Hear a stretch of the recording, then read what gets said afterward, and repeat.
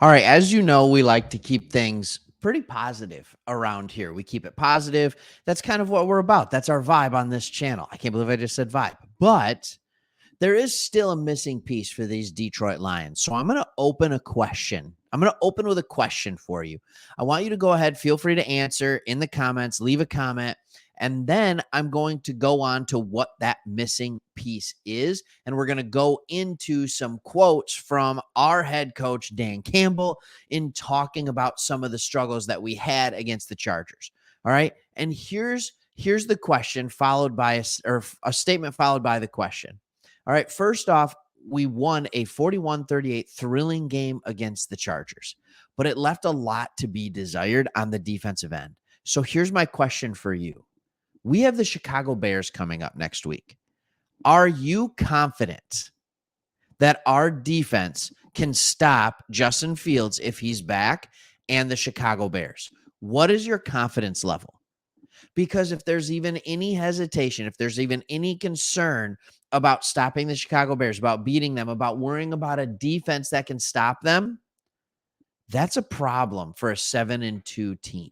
All right. If you look at the game, Justin Herbert had 323 yards passing. All right. Some other things that you have to look at. We did not force a fumble. We did get an interception. All right. But I don't know if you can see here, there are no sacks. There are none.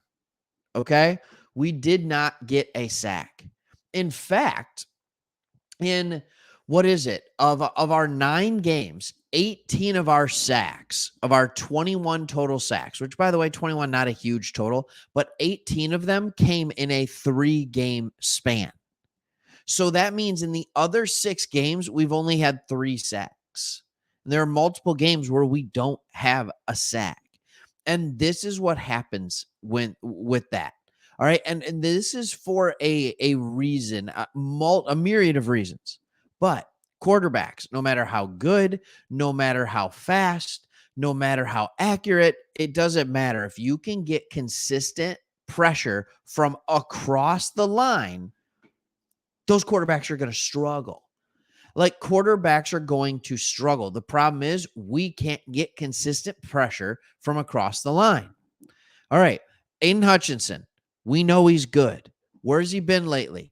All right. You remember the interception that he had earlier in the year, just a phenomenal interception, and then he got hit. He admitted later that hit jacked up his hip. Okay. He has not been the same player since then. Also, the next progression in Hutchinson's game is he's figured out how he can beat one-on-one defense. All right. But how can he get home and still have an efficient pass rush when he's being chipped? I'm not even saying double team. That's another progression further. But right now, all you have to do is chip him, and he's not getting to the quarterback. There's one play that I saw where they chipped him. He still got to the quarterback. And guess what? He wreaked havoc. It was a 3rd down. Herbert had to hurry up his throw, and he missed Eckler in the flat. Like pressure does things to people. And Herbert, especially with his finger, it was like, just get pressure on him. Now, here's the issue with Fields. Yes, you're going to have to get pressure, but you need to have controlled pressure. And right now, the Lions are struggling just to get pressure. So to tell them we want to have consistent pressure from across all 4 points in the line, all 4 players, that's really, really hard to do. So here's what Dan Campbell said in response to his defense's poor performance. He had a lot of things to say. He said there was a lack of communication in some areas. He said we weren't really clean. We really have got to get to where, even if it's the wrong call, it's right if we're all on the same page. There's truth to that, by the way. Like you can have a wrong call, but if you play your spots with great efficiency, you still can have a successful defensive play against it. That's okay. He said there were a couple of these things with the motions. How are we treating this motion entirely because of the nature of it? Just a few things where, man, we need to make a call and live by the call and not try to live in 2 worlds. So it's almost like the defense was trying to correct for what the offense was doing in a way where it's just like, no. You're not going to be on the same page now. You have some players running this. You have some players running that. Some are zigging, some are zagging. You know, I mean, like it's not necessarily good.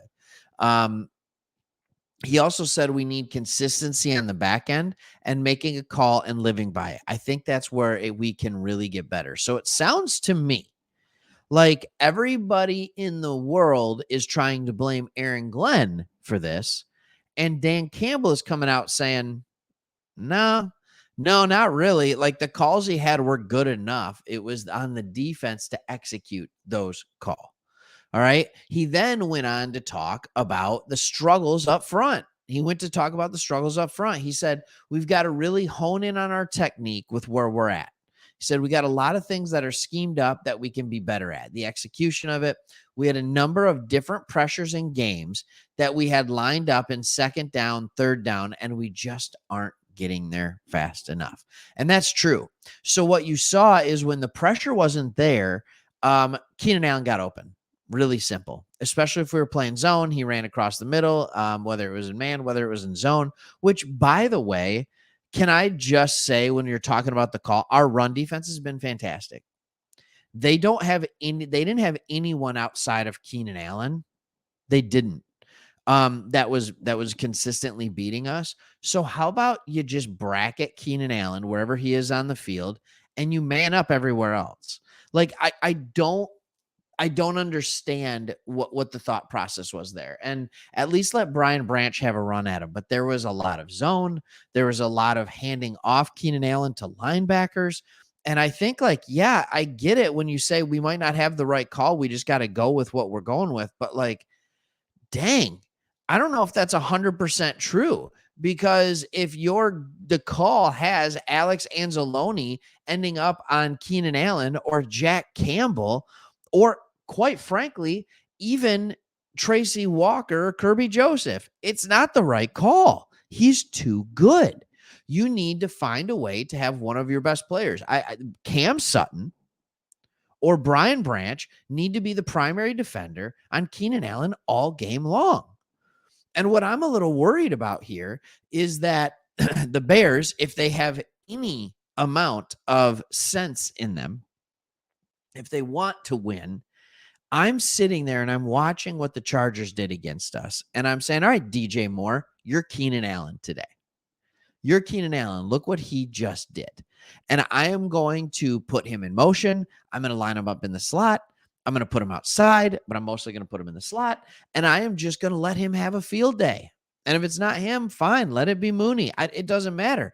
Like, there are weapons that are there where if Fields can figure it out, they might have a chance. So this is the missing piece. And I'm not here to say that it's on the defense, it's on Glenn. But Campbell did say this. He said, we've got to win our one-on-ones when they show up front, even on the back end too. When those times present themselves, we have to win our one-on-ones, and certainly more than we did yesterday. And it does come down to that. If you're not getting pressure on the quarterback, your defense isn't going to make stops. The NFL teams are too good, especially Herbert. All right. I don't know about Fields. We'll see. But you need to win your one-on-ones. You need to put pressure. All right. That's the missing piece. Let me know what you think. What's your confidence level? That's the only thing that has me scared about this team is the defense. Hey, if you haven't already, make sure go follow us on Twitter. We are there now on Facebook. Look up Sports Talk Detroit. You'll find us. And good way to connect with you guys on those platforms. Thanks so much for watching, and see you on the next one.